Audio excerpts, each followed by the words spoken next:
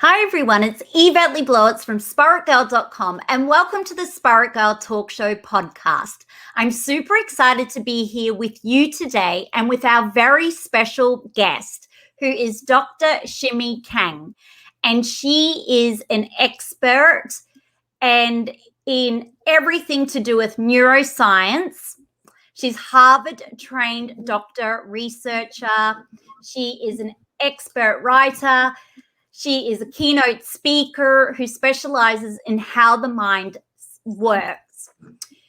I am super excited to have her with us today because she really has dedicated 20 years of clinical practice as a medical doctor and helped thousands of children, adolescents, and adults move towards a positive change, a better health. She's a regular on TV, radio, and in print media. And more importantly, she is a great ambassador for self-care for children and for herself and for the rest of us. And she is a best-selling author.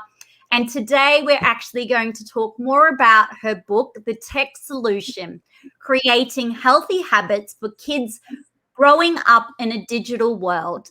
Dr. Shimi Kang, welcome. Thank you so much, Yvette. Call me Shimi. Such a pleasure to be with you and the spa community. I have a very personal relationship with the spa community. We'll talk more about that. I actually have a genetic disorder where my body doesn't make collagen. And as a medical doctor, I ran into walls and people who didn't understand my body's issues. And I found so much support and guidance and love and science in the spa community. So I'm so happy to be with you all. That is so beautiful to hear. And thank you for sharing that.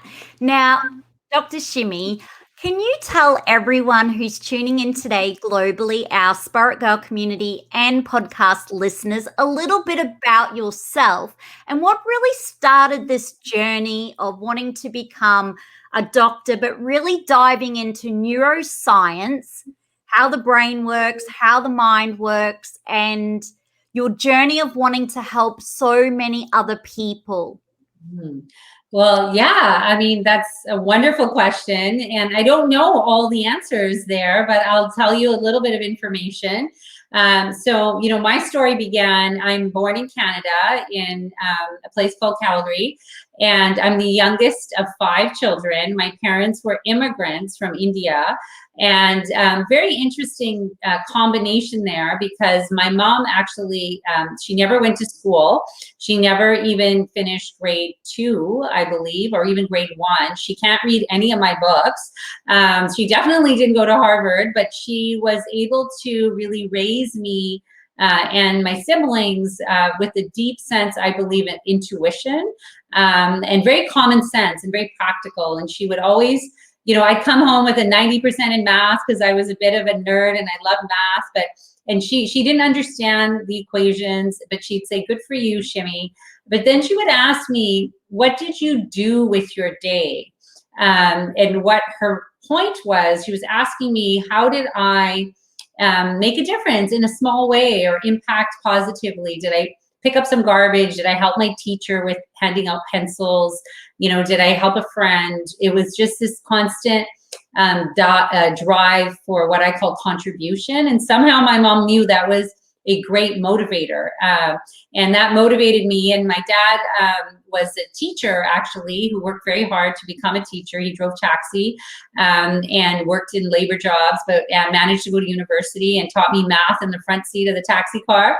And so I think it was that combination of contribution and community and the love for education and value of knowledge that really sparked me and my oldest sister was a science teacher. So when I was little, she used to have all her models. And actually, I think here in my office, I have a brain that she gave me when I was 10 years old. So I have a brain right here. There it is. And I think this is the most fascinating thing on the planet. And I want to teach all of you how this works. And I think a lot of you have intuitive knowledge from the work that you do, but I think when you know the neuroscience of the very practical things that keep us healthy, happy, and strong, it is so empowering. Of course, I'm a mom of 3 as well. I have 2 teenage boys and a girl. My son has ADHD and learning differences. My daughter has dyslexia. And, you know, I have a genetic condition. I have a real life. I really struggle. Some days are better than others. But, you know, we all do the best that we can. And self-care for me has been life-changing. Took me far too long to learn how to do it. I think, you know, in my profession as a doctor, we're actually not very good at it at all. So yeah, lots to say about that too. Oh, wow. Your mother and your father sound like incredible role models, really instilling the compassion and the care and asking that question. I couldn't help feel that we could really take on that and do that in our day-to-day life with our own children or family members, because it's such a great reminder of how do we serve, how do we help others. Really beautiful. Getting goosebumps, Shimi, but it's just a beautiful way to be raised. You're so fortunate. And your dad also really interested in education and learning, and I guess they would have called him a hustler back then, driving the taxi and teaching you math. So thank you for sharing that story. And you touched on something there. You're a doctor, you got children, but even for you, you had to really instill self-care to take care of your own self. And that's across the board, I think, for every profession. Now, Shimi, going into the brain, you love the complexity, the curiosity. There's so much we are discovering. But one of the things we are discovering at the moment, both with adults and even with children, that we are now overstimulated with a mobile phone, which keeps us really hooked of wanting to look at what everyone else is doing and staying connected. And children are really like got iPhones at a very young age, and they're consuming adult content because we still have some social media platforms that haven't separated adult content. But credit to YouTube, who recently, late last year, has started to try and get content creators to say this is for children or this isn't. So that's a great shift. But with so much noise out there, it can be overstimulating the brain. What is going on? Can you explain it? Can you tell us why sometimes we feel overwhelmed just from looking at our phone? Right. You totally have it. Like I think you're describing what so many of us feel every day. And especially if you're a parent and you're seeing your child with glued to their phone and you're wondering what is going on. This isn't how I grew up, and it makes us all very anxious. So, you know, I think the best way I explain our relationship with technology, and I open up my book, The Tech Solution, with this quick analogy. I say this is the fire of our time. And the reason what I'm saying is early humans, when we learned how to innovate and harness the power of fire, if we taught our children how to do it well, that generation went further and farther than ever before. There are so many positives on tech. You know, my own children with dyslexia and ADHD, they would have been left behind if they didn't know the value and use tech. And all the kids in COVID and the ability to connect with grandparents and learn online. So this is a powerful, powerful innovation. But like fire, it can burn, and it can burn down the village, and there's many, many downsides. And so the phone, the laptop is the fire of our time, and we have to get it right for this generation and for ourselves. And to your point, what is happening, it hit us, our homes, very quickly. The iPhone hit 50% saturation in American households in less than 8 years. Nothing else disrupted human society more. The television took 35 years to hit 80% saturation. So it's disrupted the family dinner. It's disrupted how we work and play and how we bond and connect, and in many positive ways, but also in a lot of downsides. But you're right, it feels like our brain's going to explode, and that's why we really need to go beyond screen time and understand screen quality and what I call a diet of consumption. Oh, wow. Okay. A diet of consumption. So going into the tech solution, because you're right, it's incredible. We're connecting today in Australia and Canada, and it's been such a powerful tool during the pandemic to stay in touch and to feel connected.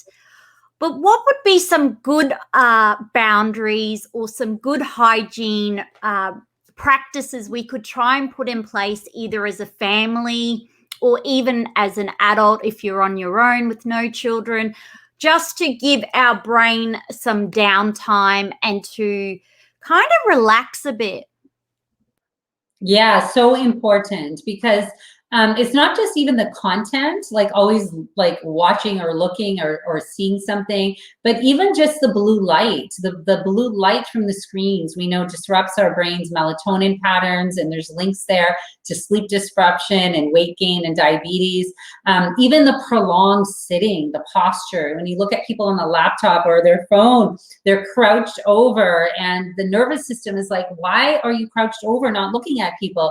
Is there a hurricane? Is there a predator? And it'll fire the stress response just from that crouched posture.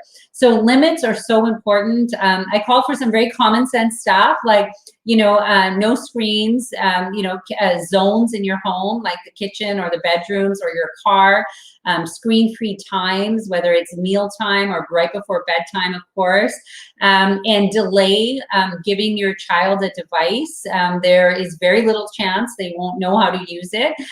There's no evidence of early introduction is good. There's lots of evidence early introduction isn't, including disruption of the brain's white matter. This is this area here, the cortex. We see holes actually associated with toddlers with early screen use. So I say delay, and don't give your child a phone. Let them borrow yours. You pay for it. So my son wanted a phone. I gave him my phone 2 weeks before his birthday to make sure it wasn't a present. It was something he's allowed to use for now. I get the passwords. I get to manage it. And digital days off is really important. Sundays in my home, or an afternoon if you can. So we really got to, use tech to our advantage, and also, like you said, get those breaks from it as well. That is incredible. Digital days off. Now, that would be for everyone. That's like for you and for your children. So you're setting the scene, being the example. Because I often be at a coffee shop and I'll see maybe a mother going, get off your phone. And then they're busy on their phone or something. And it's kind of like I've discovered that if we're going to teach our children or younger generation the responsibility or the boundaries or digital detox, we have to be the example if we're asking them to do the same. So I love the idea of the digital detox. I think that would just like let us have some space. That's really good then for our brain. Obviously, we just get to relax or do some self-care. Right. Yes, absolutely. And also, and your comment on role modeling is so important, because children really are influenced more by what we do than what we say. We know that. That's the science.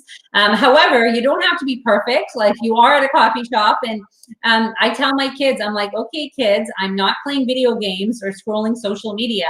I am booking your dentist appointment and paying for the groceries. So I'm going to use my phone, and that's fine. Let them know what you're doing, so that they can understand it. But digital day off is great. And I also call for a digital sunset.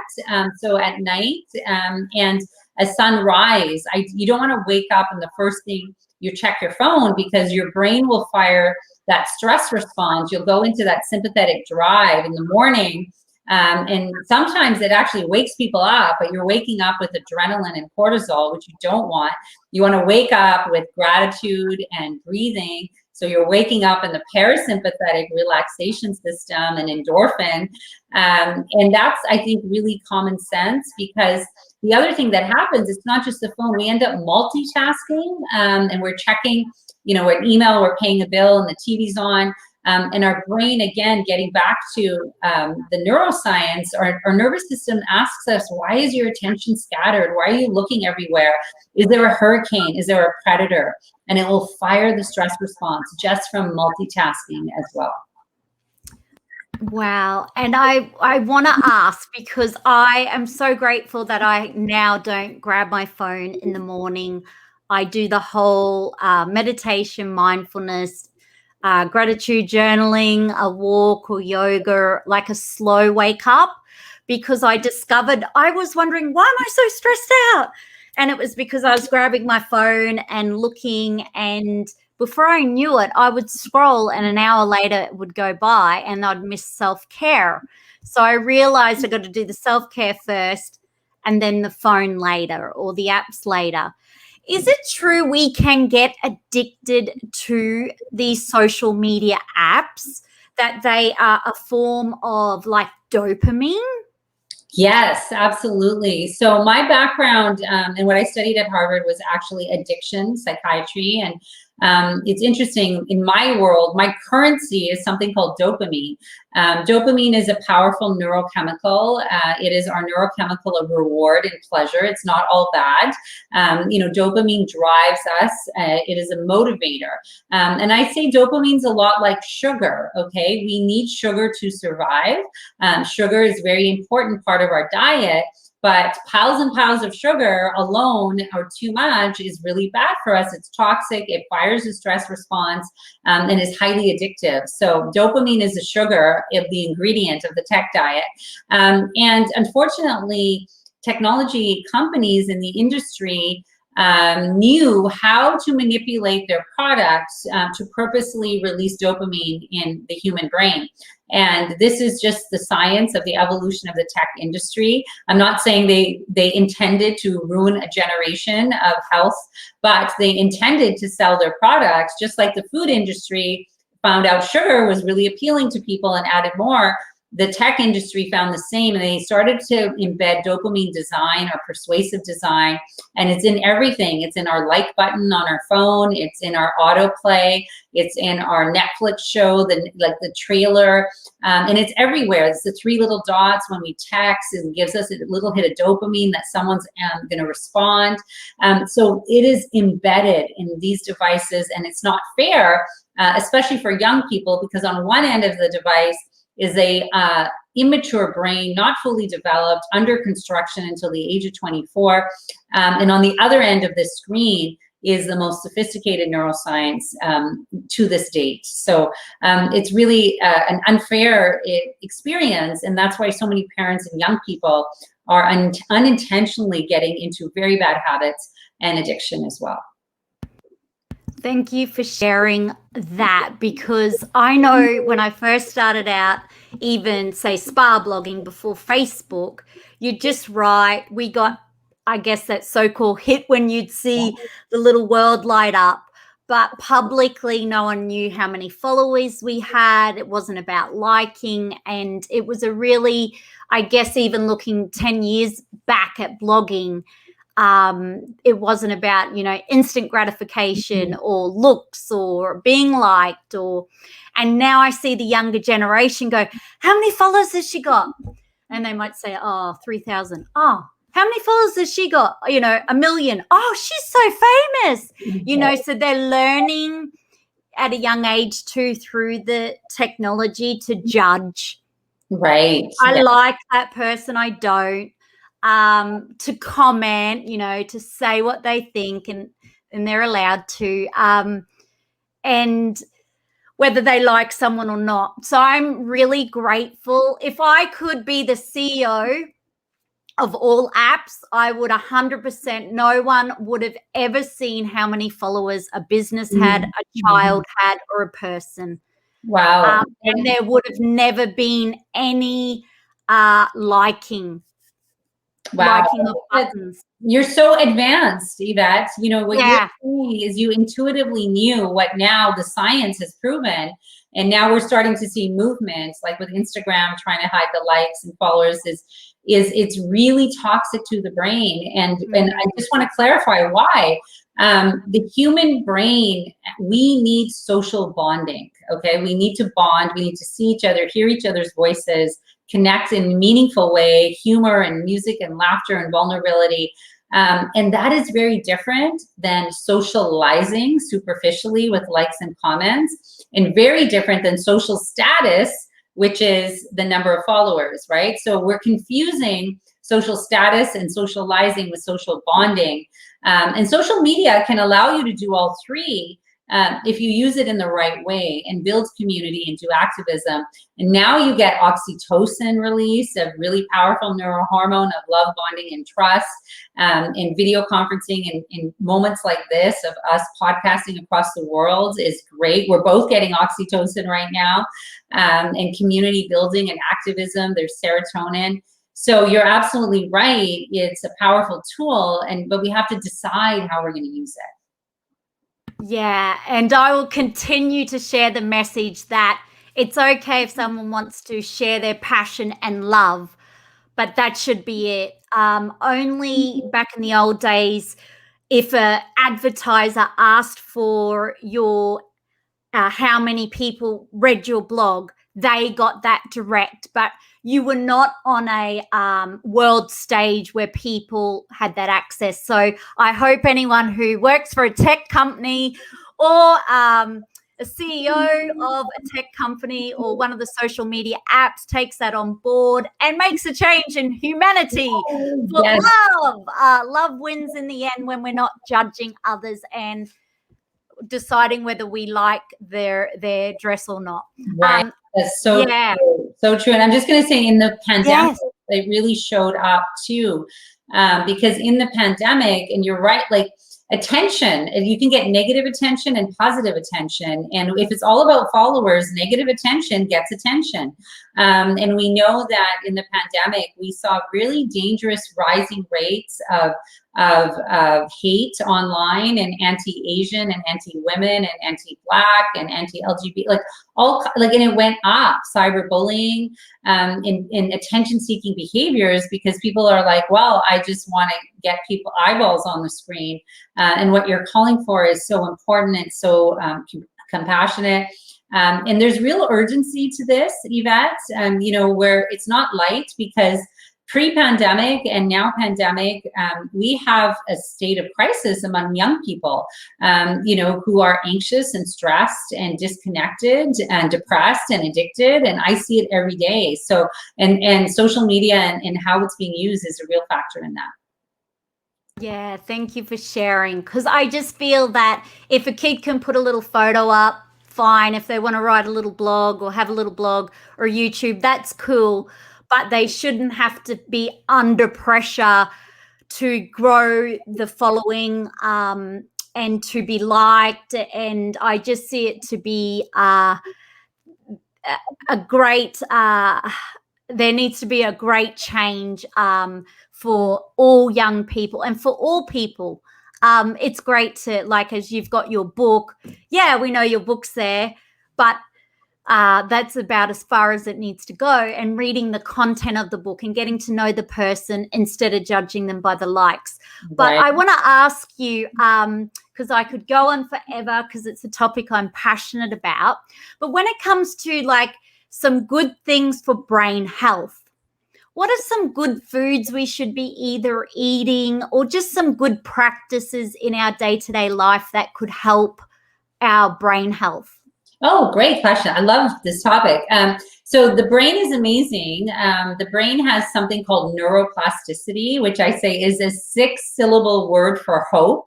The reason why it's the word for hope is the neuroplasticity is how we can constantly learn and adapt. And we have this till the moment we die. So a 99-year-old still has neuroplasticity. It's more prominent under 24, but the human brain can always learn and grow.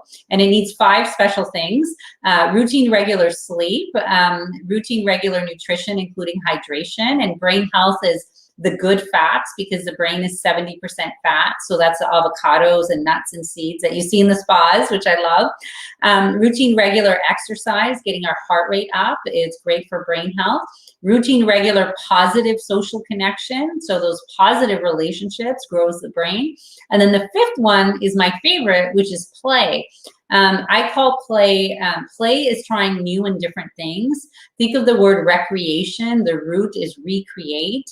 So mental stimulation, our passion, our hobbies, our learning, any kind of play, recreation. And so all 5 of those is great for brain health. And, you know, I think that the spa community is experts on all this. And, you know, when we do that, we not just it's for our brain, but our entire body also will recover and repair. You know, we only recover, repair, and grow in a state of relaxation. Everything else, stress, is just freeze, fight, or flight. All we're doing there is freeze, getting anxious and controlling; fight, getting irritable; and flighting, mentally escaping, distracting, shopping, avoiding, whatever it might be. And the rest of life, the best stuff of life, all happens in that state of relaxation.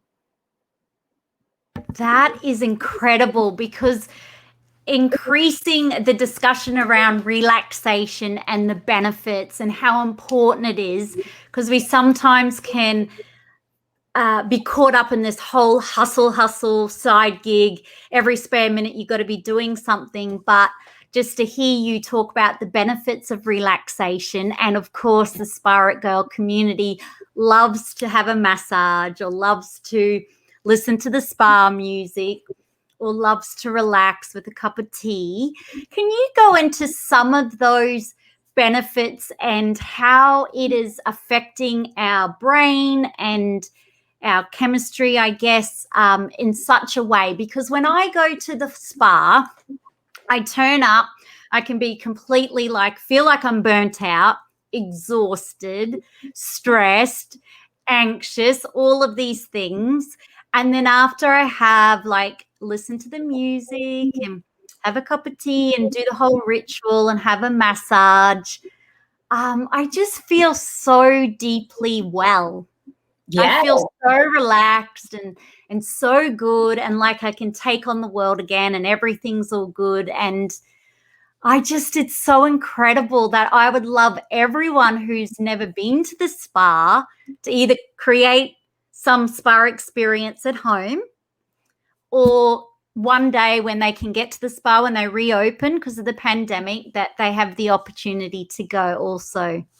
Absolutely. Absolutely. I love that question. And I'm going to go, and this is not an exaggeration. I believe the spa community, I believe spa professionals are absolutely vital right now for our collective health and well-being. Prior to the pandemic, I actually worked in Geneva, Switzerland at the World Health Organization in the 1990s. And I was there when the WHO declared stress as the #1 health epidemic of the 21st century. And so I really hope we don't go back to normal pre-pandemic. We were on a very dangerous course with rising rates of chronic lifestyle-related diseases, whether it was anxiety, depression, or chronic pain, or all of it. And the spa community and spa, you are mental health professionals. You may not have known it, but you are. You are mental health advocates and professionals, and you are helping reduce the stress response. I mentioned the freeze, fight, or flight, which the only thing that happens is freeze, anxiety, fight, irritability, flight, distraction. And people were cycling from there and are still. And when you go into a spa or you do the rituals you talked about, some little things. The music is therapy. We use it as therapy. Music releases endorphins in the brain and moves us into alpha and theta waves, state of relaxation. The essential oils, our most powerful sensory is our olfactory gland, because when you smell, it goes straight into our frontal part of our brain here. And that's why the oils and the smells just relax us.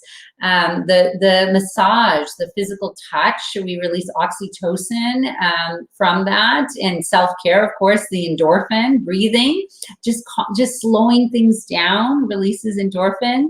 The social connection, right? Oxytocin. And then the play, trying new things. Like, let's try this facial, let's try this massage. That's play behaviors. That is trying new and different things in service of our health and well-being.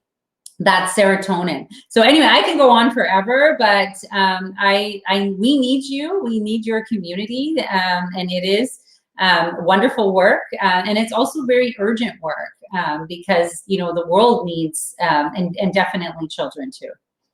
Thank you, Dr. Shimi. And you're so right. Our spa therapists, managers, or healers, or massage therapists, there are so many therapists out there doing holistic health and various, but they all play an incredible, pivotal, such an important part to our global health, mental health and well-being, physical health, emotional health, spiritual health.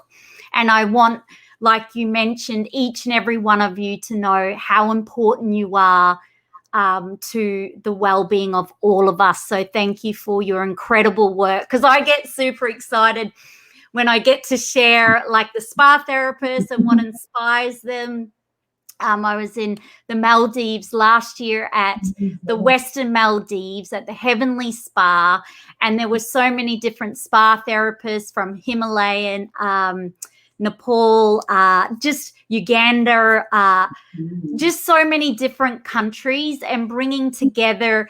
All of the therapists I've met along the way are so kind and caring and nurturing, and the spa managers, they really want people to feel good. Right. Many of them say that their greatest reward is when someone is relaxed and feels so good and feels happy and well. And you just see when they can make someone happy and feel good, it just lights up their face like it's a real gift. Oh, it is. That's called the helper's high. So you might, there's the word for it. When we contribute to the well-being of someone else, our brain releases, in a good way, dopamine and oxytocin and serotonin and brain-derived growth factor and all these amazing things, because we're meant to contribute to each other and take care of each other. And I see the spa community like very similar to, the healers, the shamans, the medicine men and women of our ancient wisdom. And like you said, it's all unique from around the world. We need the people from Nigeria and Honduras and India, everyone's ideas, because we are a human family, and this wisdom is now being proven by science, right? So like turmeric, I'm an Indian background and I have chronic pain, and my mom would put turmeric in my food, and none of my doctors said it would help me until 8 years ago. All the science came out, and now it's proven for joint pain. So you're already there in many ways, and trust your wisdom and intuition.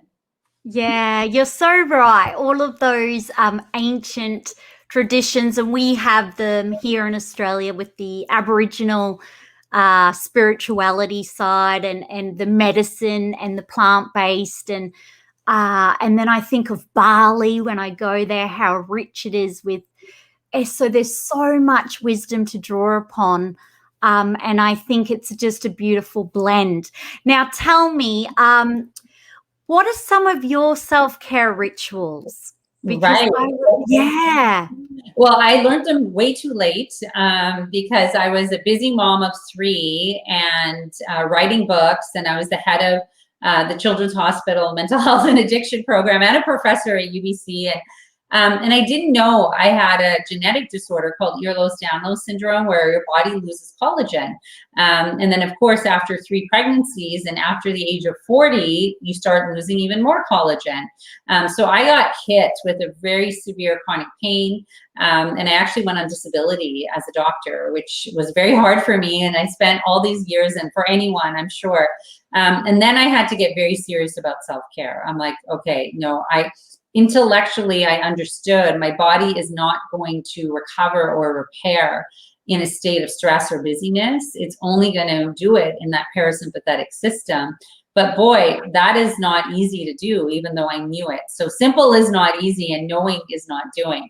Anyway, what I ended up doing now is I meditate every morning.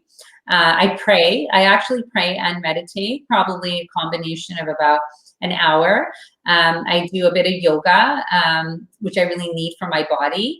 I spend as much time in nature as I can. The human brain loves nature. Our brains are what we call biophilic, and the color green reduces our blood pressure. So I try to walk outside every day. I try to get as much sunlight as I can. In Canada, our sun sets at 4:30, so I take a lot of vitamin D. Music is therapy, so I really have a great playlist, and I play my music and laughter is when I'm down or I have a lot of pain. I'll actually purposely watch my favorite, Stephen Colbert comedian. All of that is so important. And the family dinner, I want to see my kids, and that one event a day, I think, is my self-care routine. And just setting boundaries and limits, right? That's a really hard one, I think, for women in general too. I love how you have your routine, you stick to it, and you obviously have noticed such benefits from the self-care, the practices and the things you do. That explains it, because I love walking in the nature. Like I do, I walk up a hill. If not, every second day I do it. It's 1,400 stairs, but it's right through like rocks and greenery, and it's so feel good. Yeah. So spending time in nature outside. It's an antidepressant. We know that actually. It's called forest bathing, and there's pheromones in the air around ancient forests and waterfalls and rivers that are powerful antidepressants. And now actually doctors are prescribing nature walks in some countries like Japan, and I do it. I prescribe it. I put it on a prescription pad to tell people to do this. I can increase your antidepressant, or you can spend more time in nature. So you decide which one's more pleasant for you. And of course nature wins. That is so good to hear and know, because I did see that latest research coming out of, and they did it a lot with, I believe, some adolescents, but in Japan, they were trying to get people from the city to go out to the nature. Now, I want to ask Dr. Shimi, at the moment, a lot of people are in lockdown, some in Canada, some in London. We are fortunate at the moment in Australia. We are sort of business as usual apart from international travel. And we have blue skies and sunshine, and we can get outdoors. But every country's in a different state. Some people really felt, and I know my anxiety went through the roof at the first lockdown.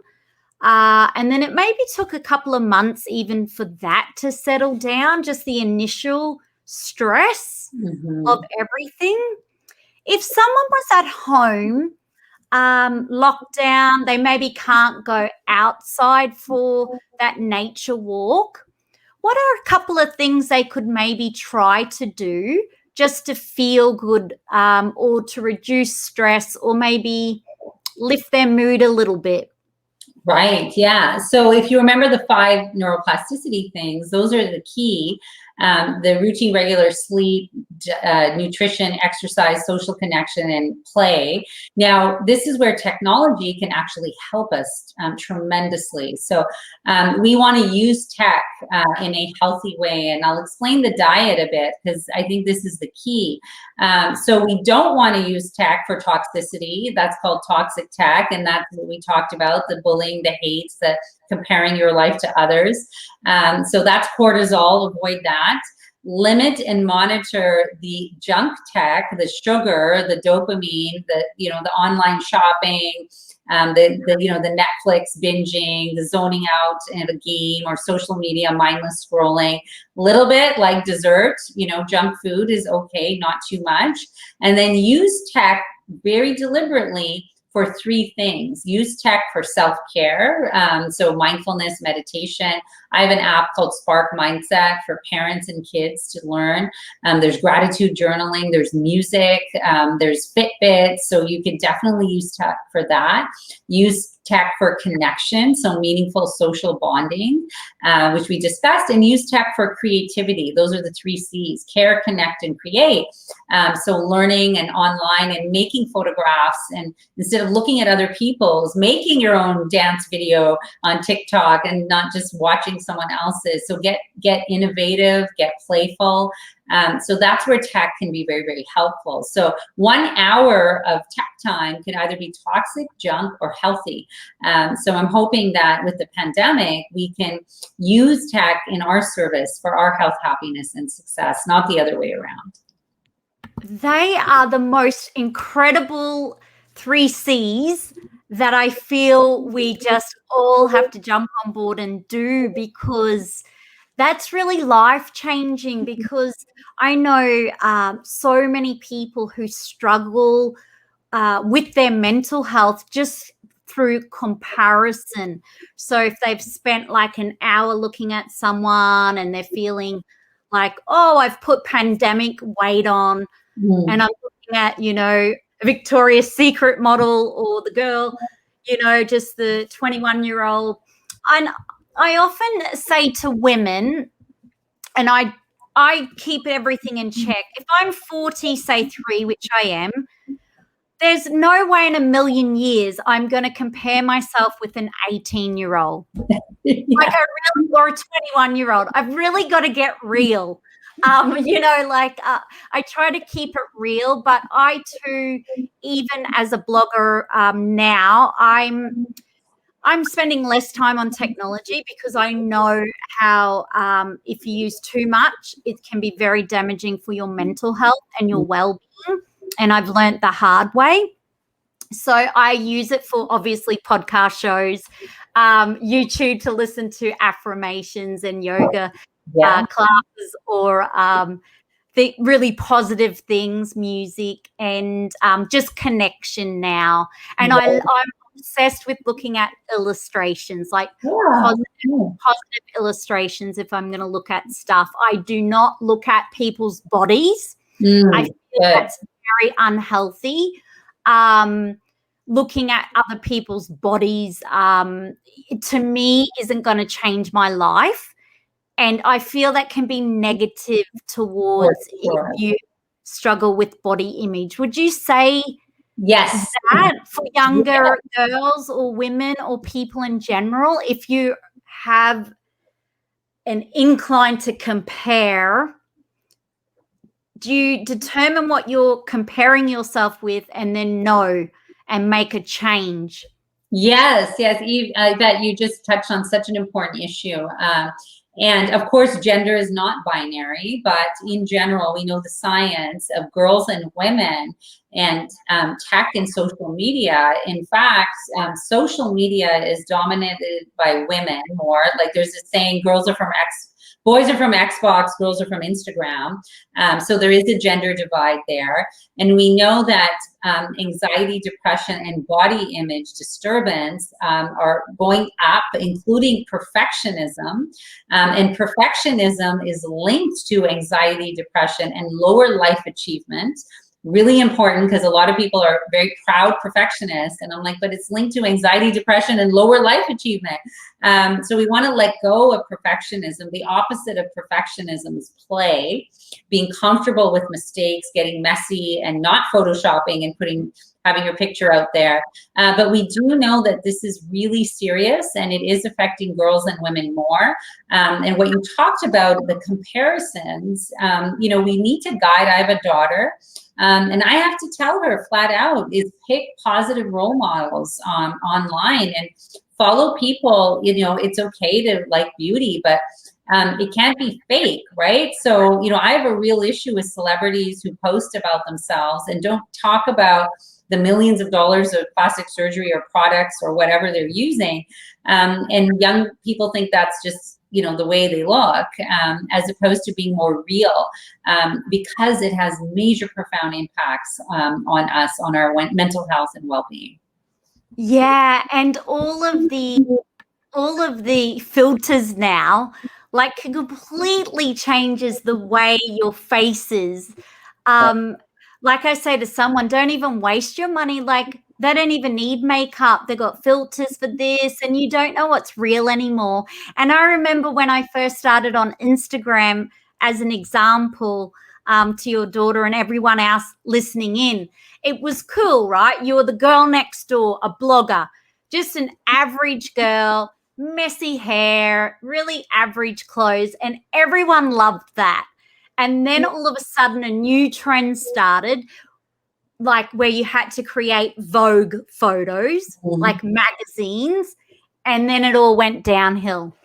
So we're trying to get the swing back again to be just who you are as you are.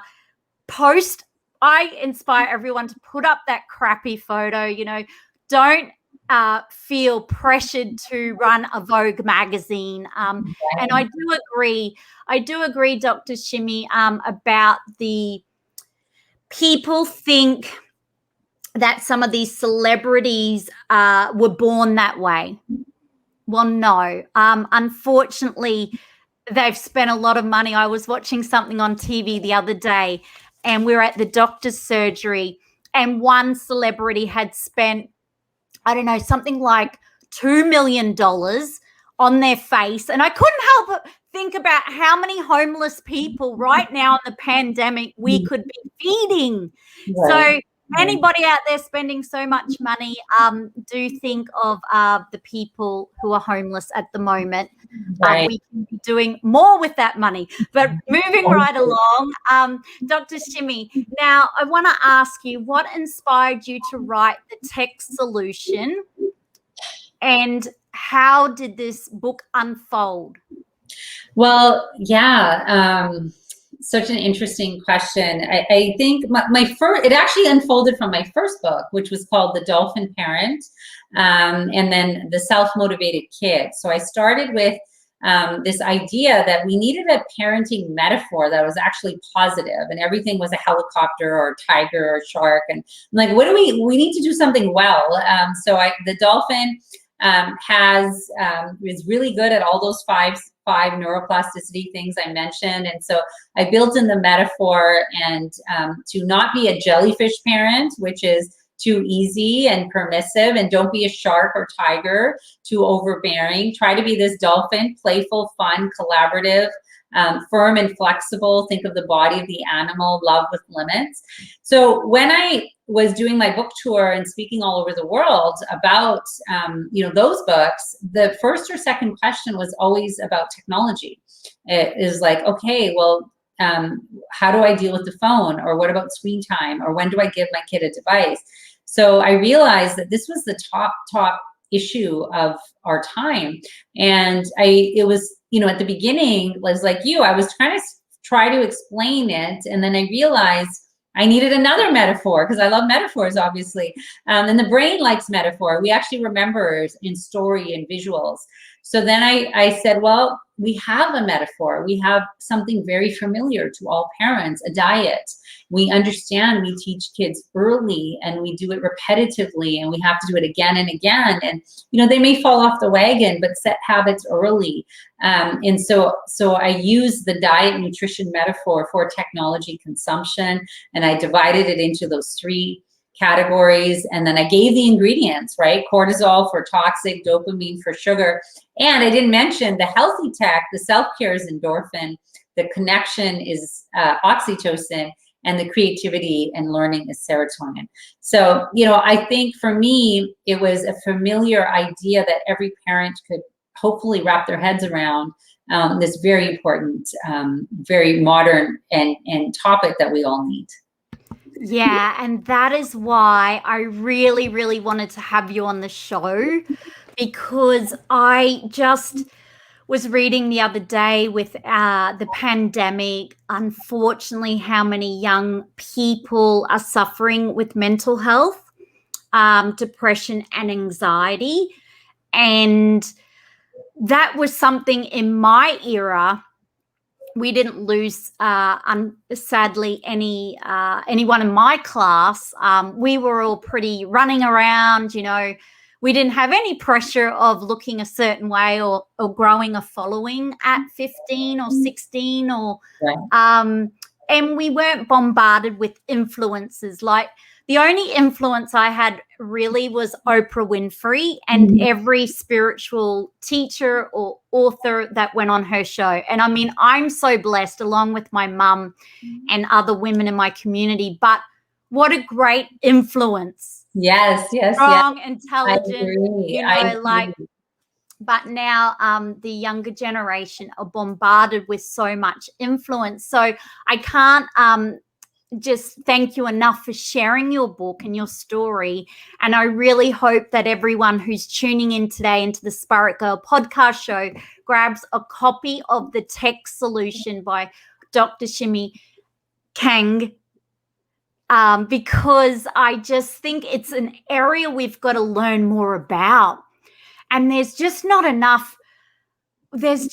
resource where your book has it there, and it's got the science behind it and actually what's going on with our brain, which then affects our mental health.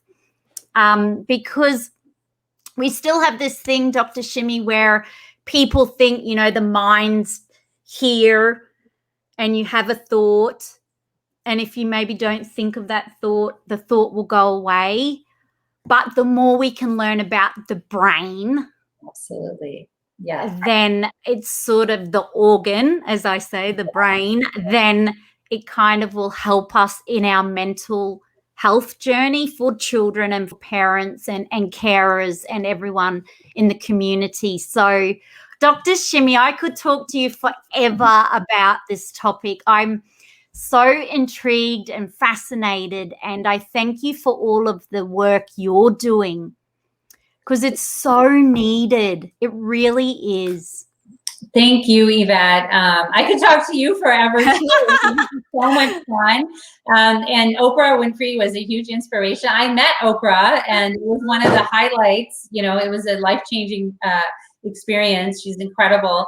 And, I thank you for your work and the work of the community. And, in the book, I actually call for, there's a chapter on endorphins or the self-care. And I call for, we need to teach children self-care. And, I have a program called Dolphin Kids, and we're all over the world. We're in India, actually, and America, and online. And we're teaching children, these 5 neuroplasticity. We're teaching them about play and social connection in downtime. We call it the pod, play others in downtime, as part of our dolphin metaphor. But, I would love to see spas and healers really have programs for kids, because we need to teach children self-care, and I call it self-love, right? And that's how I open my book. It says, know thyself, love thyself. And if we know how our brains work, then we don't have to be so stigmatized to take care of ourselves. We can understand it is our root to health, happiness, and success, not a distraction from success, but our root to success. I love this. I really, really love this. And I love how we're shifting to brain health. I feel that it's so important. I have this vision of, there is the hospital. It's a brain health unit which looks after, you got your psychiatrists, your neurosurgeons, neuroscientists, but psychologists, like mental, like it's, like we're looking at brain health. And then that way people feel more empowered and less embarrassed and less shameful if their uptake isn't working, or exactly. Yeah. And already right now in those centers, those advanced centers, there are music therapists, there are sound therapists, there are play therapists, and there's pet therapists. So I can see spa therapists there as well. You know, you are, like I said, you are healthcare professionals, and we really need you, and we need you all to be healthy and well, and keep doing the work you're doing. Yeah, and I love that. And we'll continue to have these, because I see the little kids at the spa, because some spas are really focused on children, some are adults only, but I can see this shift.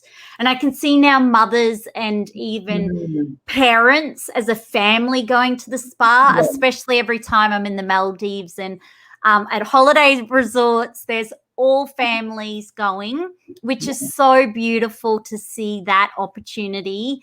I never had the opportunity to go to spa like at 7 years of age, and to see the children now doing this with their mum or dad is incredible. So Dr. Shimi Kang, thank you again for sharing all your words of wisdom. I can't wait to have you back on the show again.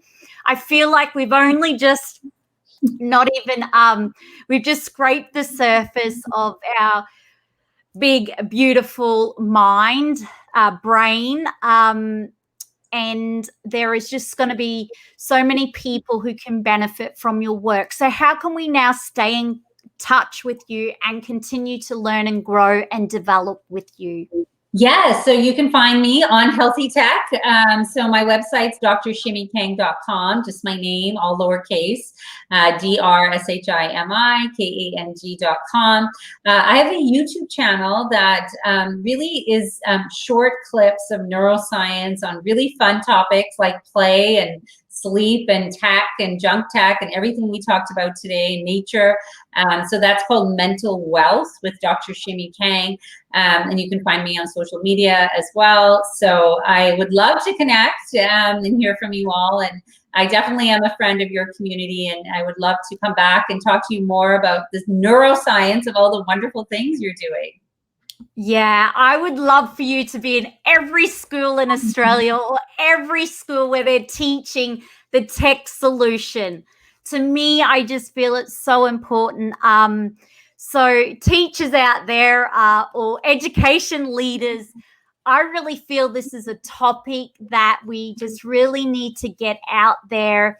If there are any Aboriginal or Indigenous communities who really want to help their local kids or communities, or you're working in any areas with children or disadvantaged children or any children, please, please, please reach out to Dr. Shimi Kang, because she has all of the tools, expertise, books, and obviously the knowledge to help. The more we can get this out, I would love for everyone to share this podcast show. I got goosebumps, but I just feel that the more children and people we can help during these times, transform lives, save lives, improve our well-being, the better we have made on this earth. So thank you again, Dr. Shimi Kang. We'll say goodbye to you, and much gratitude for your work. Thank you, Yvette. And I am going to say one last thing, because you brought it up, and I'm so glad you did. In the Indigenous communities, I'm in Canada, you're in Australia. Yeah. I'm very passionate about these communities. And, you know, the ancient traditions of these communities are vital. They're actually intuitively so strong, you know, intergenerational living and nature and play. And sadly, the communities have been traumatized. And, you know, there's intergenerational trauma, and we know what that does to the telomeres and chromosomes. And so, yes, please reach out to me. I'm very passionate about Indigenous health and all health, of course. And so I'm definitely available. So thank you so much, Yvette, and thank you to you all. Thank you. Thank you. We'll say goodbye to Dr. Shimi Kang, and I truly hope that show has inspired you to take care of your own brain health, to practice self-care with yourself, with your children, with your community, and to also put some boundaries in place. I love how Dr. Shimi Kang has the digital detox Sunday off and also sits with her family. And if she is using her technology, she'll explain to her children, I'm paying a bill. And I feel that's incredible. I love you all to bits. Be sure to subscribe to the Spirit Girl Talk Show podcast show, to leave a 5-star rating and review, and to tell someone you love to. And together, let's feel good from within. Bye for now. Bye-bye.